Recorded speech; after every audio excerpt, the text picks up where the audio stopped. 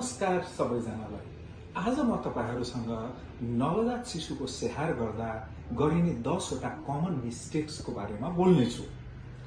Mistake number 1, हामीले नवजात शिशुलाई जन्मेपछि 1 वर्षसम्म दिनहुँ भिटामिन डी र आइरन दिनै पर्ने हुन्छ। कतिपय आमाहरूले जन्मेको 1 वर्षसम्म भिटामिन डी र आइरन दिन छुटाउनुहुन्छ। हामीले त्यो चाहिँ छुटाउनै हुँदैन। कतिपय आमाहरूले मलाई के पनि सोध्नुहुन्छ भने त्यो आइरन र भिटामिन डी बिहान दिने कि बेलुका दिने, जति बेला दिए पनि हुन्छ, दिनको 1 पटक दिने हो। मिस्टेक नम्बर 2, हाम्रो गाउँघरतिर अहिले पनि सालको नालमा तेल, घिउ, गोबर लाउने चलन छ, जुन चाहिँ गर्नै हुँदैन। सालको नाललाई सुक्खा छोडिदिनु पर्छ, त्यसमाथि तेल घिउ केही पनि दल्नु हुँदैन। मिस्टेक नम्बर 3,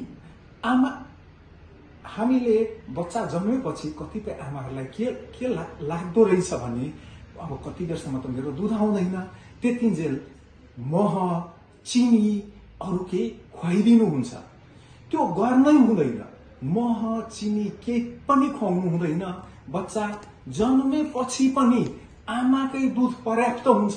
6 महिनासम्म आमाकै दुध पर्याप्त हुन्छ। तसर्थ आमाको दुध मात्रै खुवाउने हो, त्यसबाहेक चिनी, मह केही पनि खुवाउनु हुँदैन।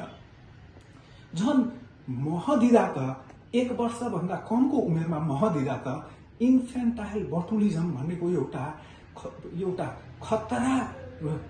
खतरायुक्त समस्या आउन सक्छ। तसर्थ फेरि पनि भने जन्मेको 6 महिनासम्म आमाको दुध बाहेक मह, चिनी केही पनि खुवाउनु हुँदैन। मिस्टेक नम्बर 4, हाम्रो कतिपय आमाहरूले बच्चाहरूलाई अहिले पनि काजल दल्ने गर्नुहुन्छ। काजल दल्दा आँखाको इन्फेक्सन हुन सक्छ। त्यो काजलले आँखालाई इरिटेट गर्न सक्छ। त्यहाँ बच्चाको आँखामा जलन गराउन सक्छ। अर्को, हामीले बच्चाहरूलाई तोरीको तेल चाहिँ लाउनै हुँदैन। तोरीको तेल वा घीले बच्चाहरूलाई मसाज गर्दा त्यो तोरीको तेलमा बच्चामा जलन गराउने पदार्थ, इरिटेन्ट सब्स्टेन्सहरू हुन्छ। यदि लाउनै परेमा बच्चालाई मसाज गर्दा लाउनै परेमा हामीले नरिवलको तेल चाहिँ दल्न मिल्छ। अर्को मिस्टेक नम्बर 6, अहिले पनि हाम्रो गाउँघरतिर बच्चाको नाकमा, कानमा तेलहरू हालिदिने चलन छ, जुन चाहिँ एकदमै हाल्नु हुँदैन। त्यो तेल नाकमा, कानमा हाल्दा बच्चालाई धेरै हानि हुन्छ। अर्को मिस्टेक नम्बर 7, बच्चालाई खेलाउँदा, रुँदा, उसलाई फकाउन खोज्दा कहिलेकाहीँ हामी बच्चालाई हावामा उफारिदिन्छौँ वा बच्चालाई अगाडि पछाडि हामी गरेर उसलाई फकाउन खोज्छौँ। अगाडि पछाडि गर्दा वा हावामा उफार्दा बच्चामा जुन रगतको नली हुन्छ तिनीहरूलाई असर पर्न सक्छ। तसर्थ बच्चालाई हावामा हलाउनै हुँदैन, अगाडि पछाडि गर्नै हुँदैन। अर्को मिस्टेक नम्बर 8, डाइपर चेन्ज हामीले के गर्छौँ, डाइपर हालिदिएपछि त दिशा पिसाब सबै उसले सोसिदिन्छ। अनि तर त्यसले सोचे पनि बच्चाको छालामा त्यसले जलन गराइरहेको हुन्छ। त्यसले गर्दा डाबरहरू आउन सक्छ। तसर्थ नबिर्सिकन हामीले हरेक 3 देखि 4 घण्टामा बच्चाको डाइपर चेन्ज गरिदिनु पर्छ। मिस्टेक नम्बर 9, कहिलेकाहीँ आमाहरूलाई के लाग्दो रहेछ भने गर्मी छ, बच्चालाई तिर्खा लाग्यो होला, अलिअलि पानी खुवाइदिनुहुन्छ।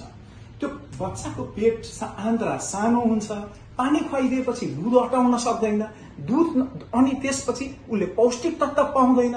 तसर्थ 6 महिनासम्म आमाको दुध बाहेक बच्चालाई पानी पनि खुवाउनु हुँदैन, केही पनि खुवाउनु हुँदैन।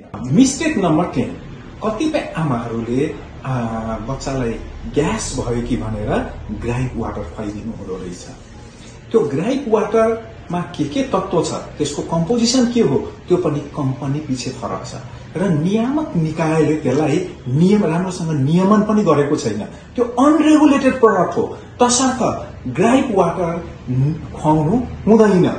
तपाईको बच्चा स्वस्थ रहोस्, उसको दीर्घायु होस्, यसैले मलाई परम आनन्द दिन्छ। धन्यवाद।